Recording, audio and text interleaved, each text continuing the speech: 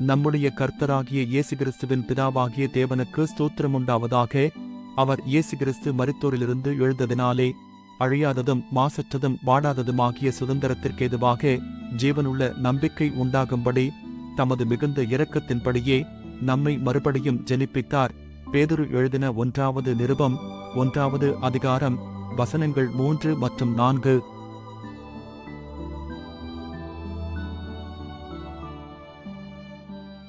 நம்முடைய கர்த்தராகிய இயேசு கிறிஸ்துவின் பிதாவாகிய தேவனுக்கு ஸ்தோத்திரமுண்டாவதாக.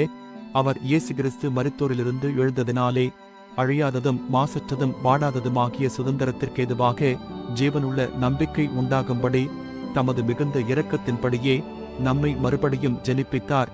பேதுரு எழுதின 1வது நிருபம் 1வது அதிகாரம் வசனங்கள் 3 மற்றும் 4.